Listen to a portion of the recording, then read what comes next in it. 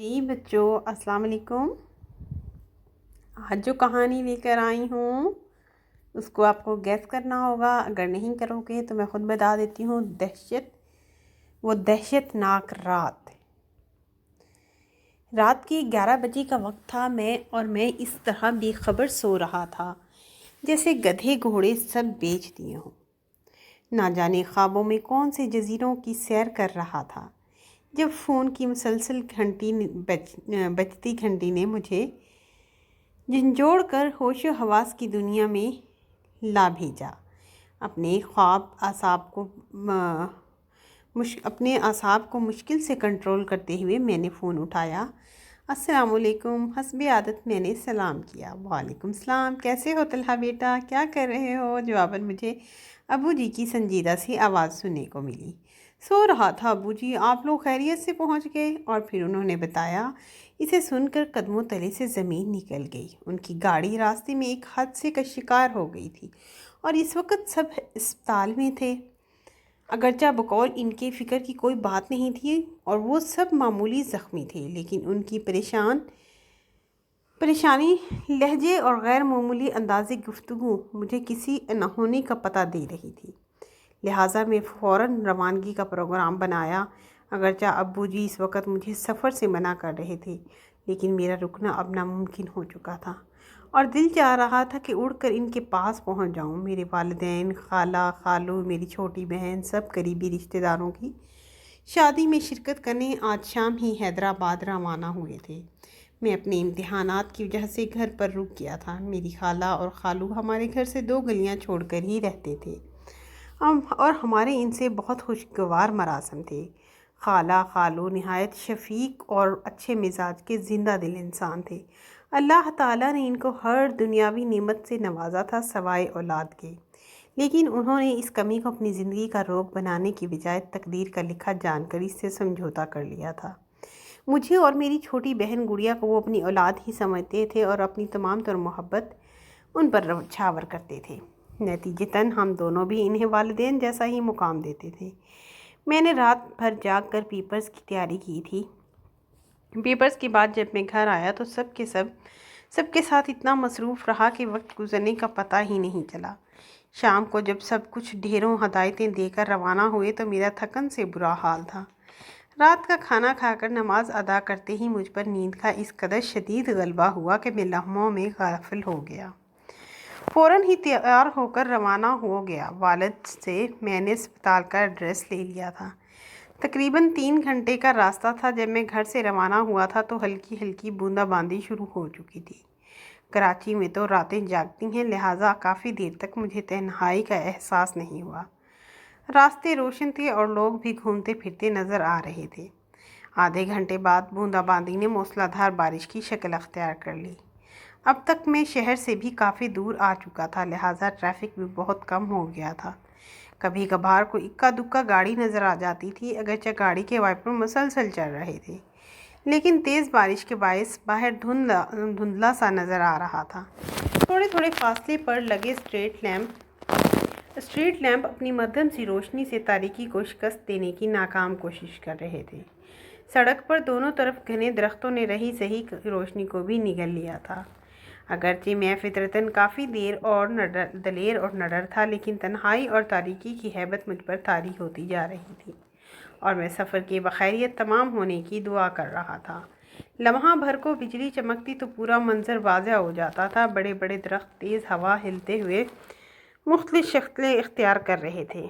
کبھی کبھی تو یوں لگتا تھا جیسے کہ خون شام چڑیلیں مجھے اشارے سے اپنی طرف بلا رہی ہیں۔ اچانک بجلی چمکی تو مجھے دور سے ایک سڑک کے درمیان میں ایک انسانی ہولہ کھڑا ہوا نظر آیا، جو زور زور سے ہاتھ ہلا کر گاڑی روکنے کی کوشش کر رہا تھا۔ پہلے تو میں اسے کوئی چور اچکا سمجھا جو مجھے روک کر لوٹنا چاہ رہا تھا۔ پھر اچانک میرے ذہن میں بچپن سے سنی ہوئی وہ تمام ڈراؤنی کہانیاں آئیں جن میں آسیب مختلف روپ اختیار کر کے مسافروں کو تنگ کرتے ہیں۔ یہ سوچ کر میرے رونگٹے کھڑے ہو گئے۔ ایک خیال یہ بھی تھا کہ شاید کوئی ضرورت مند ہو جو رات کے اس پہر اور مدد کے لیے کھڑا ہو۔ بہرحال جب میں جلال تو جلال تو کا ورد کرتا رہا۔ وہاں تک پہنچا تو یہ دیکھ کر اسے اپنی آنکھوں پر یقین کرنا مشکل ہو گیا کہ وہاں کوئی انسان تو کیا، کوئی چڑیا کا بچہ تک نہ تھا۔ میں نے ہر طرف غور سے دیکھا لیکن چاروں طرف انتہائی سناٹے تھے۔ خوف سے میرا برا حال ہو گیا اور میں اندھا دھند گاڑی بھگاتے ہوئے چلا گیا۔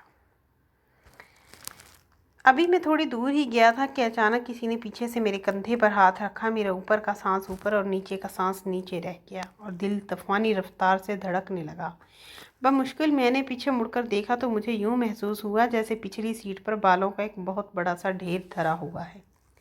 نہ جانے وہ اللہ کی کون سی مخلوق تھی جو سائز میں انسان سے اتنی بڑی تھی لیکن مکمل طور پر بالوں سے ڈھکی ہوئی تھی۔ صرف اس کی سرخ خوفناک آنکھیں اور ہاتھ پاؤں کے لمبے لمبے اور مڑے ہوئے ناخن نظر آ رہے تھے۔ وہ اپنی لال لال راونی آنکھوں سے نہایت غصے میں طلحہ کو گھور رہی تھی۔ دہشت سے طلحہ کی آنکھیں پھٹی کی پھٹی رہ گئی اور دل اچھل کر حلق میں آ گیا۔ دل جب اچھل کر حلق میں آ گیا، سانس سینے میں اٹکنے لگی اور ہاتھ پاؤں سنسنانے لگے۔ اس سے حرکت کرنا محال تھا۔ بڑی مشکل سے میں نے اپنے حواس اکٹھے کیے اور زیر لب قرآنی آیات پڑھنا شروع کر دی۔ کرتے کرتے گاڑی کو طوفانی رفتار سے بھگا بھی رہا تھا اور ورد بھی کر رہا تھا۔ تھوڑی دیر بعد مجھے محسوس ہوا کہ پچھلی سیٹ خالی ہو گئی ہے۔ میں نے شیشے سے پچھلی سیٹ پر دیکھا تو وہ آصف وہاں سے جا چکا تھا۔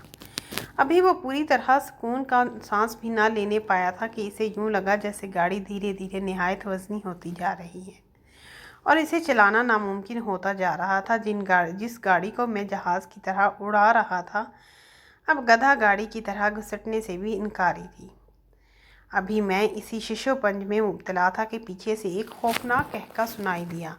ایسی دہشت زدہ کر دینے والی آواز میں نے اپنی پوری زندگی میں پہلے کبھی نہیں سنی تھی۔ مڑ کر دیکھا تو وہی غیر انسانی مخلوق دوبارہ سیٹ پر براجمان آ کر بیٹھ کر قہقہے لگاتی ہوئی نظر آ رہی تھی۔ اس کی ٹانگیں اتنی لمبی ہو چکی تھی کہ اس نے گاڑی کی کھڑکی سے باہر لٹکا رکھی تھی اور پاؤں سڑک پر گھسٹ رہے تھے۔ اسی وجہ سے گاڑی کو آگے بڑھنا مشکل ہو رہا تھا۔ یہ دیکھ کر میری ریڑھ کی ہڈی میں خوف کی لہر دوڑ گئی اور میں نے بآواز بلند قرآنی آیات اور آیت الکرسی پڑھنا شروع کر دی۔ تھوڑی دیر بعد گاڑی پھر ہلکی ہو کر تیزی سے رواں دواں ہو گئی۔ اس کے بعد گاہے بگاہے یہ تماشا چلتا رہا۔ کبھی وہ بلا پیچھے، کبھی آگے، کبھی میرے ساتھ والی سیٹ پر نظر آتی، کبھی قہقہے لگانا شروع کر دیتی، کبھی نہایت غصے سے مجھے گھورنے لگتی۔ میں نے دعاؤں کا ورد جاری رکھا اور تیزی سے گاڑی بھگاتا رہا۔ گھنٹہ بھر میں شہر کے آثار نظر آنے لگے اور تو وہ مخلوق یکایک غائب ہو گئی۔ میں نے اللہ کا شکر ادا کیا کہ یہ بخیریت کوئی نقصان پہنچائے میرا پیچھا چھوڑ دیا۔ بڑی مشکل سے حالانکہ ایسا ہوا نہ تھا۔ ابھی میں ہسپتال سے 15 منٹ کے فاصلے پر تھا کہ مجھے پھر شوق لگا۔ رات کی تاریکی اور موسلادھار بارش میں خالو ایک اسٹریٹ لیمپ کے نیچے کھڑے نظر آئے۔ میں نے بریک پر پاؤں دبایا تو گاڑی سڑک پر دور تک گھسٹتی چلی گئی۔ خالو تیز تیز چلتے ہوئے آئے اور فرنٹ سیٹ کا دروازہ کھول کر میرے ساتھ بیٹھ گئے۔ اتنی تیز بارش میں کھڑے ہونے کے باوجود ان کا لباس بالکل خشک تھا۔ میں نے جب یہ دیکھا تو میرا اوپر کا سانس اوپر اور نیچے کا سانس نیچے رہ گیا۔ میری ٹانگیں کانپنے لگی، میں تھرتھرانے لگا، لیکن کرتا کیا، تو ماموں خالو تو ساتھ ہی بیٹھے ہوئے تھے۔ انہوں نے دھیرے سے کہا، بس بیٹا، یوں ہی کھڑا تھا۔ وہ بالکل گمسم اور کھوئے کھوئے سے تھے۔ باتوں کے انتہائی شوقین اور بات بات پر زور سے قہقہے لگانے والے خالو بالکل خاموش تھے۔ سوچ سوچ کر بمشکل چند الفاظ ادا کر رہے تھے۔ جب میں نے ان سے سب کی خیریت پوچھی تو وہ گویا خاموش ہو گئے۔ ہاں بیٹا، سب بالکل ٹھیک ہیں، تم فکر نہ کرو، تم سے ملے بغیر جانے کا دل نہیں چاہ رہا تھا تو میں چلا آیا۔ میں حیرت سے سوچنے لگا کہ وہ کہاں جا رہے ہیں، لیکن ان کی حالت دیکھ کر میں نے مزید پوچھنا مناسب نہ سمجھا۔ مجھے لگا کہ ایکسیڈنٹ نے ان کے حواس کو متاثر کر رکھا ہے۔ میں خود بھی اسپتال پہنچنے کی جلدی میں تھا، لہٰذا خاموشی سے ڈرائیونگ کرنے لگا۔ جب پارکنگ میں پہنچ کر میں اترنے لگا تو یہ دیکھ کر میری سیٹ ہی گھوم گئی کہ برابر والی سیٹ خالی تھی۔ میں تیزی سے اسپتال داخل ہوا تو سامنے ہی میرے والد نہایت دل گرفتہ حالت میں کھڑے نظر آئے۔ میں خالو کے بارے میں بتانا چاہتا تھا، لیکن وہ خاموشی سے تیز تیز چلتے ہوئے مجھے اندر لے گئے۔ کمرے کا منظر دیکھ کر مجھ پر سختہ طاری ہو گیا۔ سامنے ہی بستر پر خالو کی لاش رکھی تھی، جو روڈ ایکسیڈنٹ میں موقع پر ہی دم توڑ گئے تھے۔ امی اور خالہ مجھے دیکھ کر لپک کر آئی، مجھ سے لپٹ کر گھوٹ گھوٹ کر رونے لگی، لیکن میں اپنے حواسوں میں ہی کب تھا جو انہیں تسلی دیتا تو حیرت سے کناک کھڑا یہ سوچ رہا تھا، سکتے میں کھڑا یہ سوچ رہا تھا کہ اگر خالو ایکسیڈنٹ کے وقت ہی انتقال کر چکے تھے تو ابھی میرے ساتھ گاڑی میں کون بیٹھا تھا؟ جب میرے دل میں یہ خیال آیا تو میرے دل کی دھڑکن تیز ہو گئی۔ ہسپتال والے میرے پاس آ گئے اور مجھے اسٹریچر پر لٹایا اور ہاسپٹل میں داخل کر دیا۔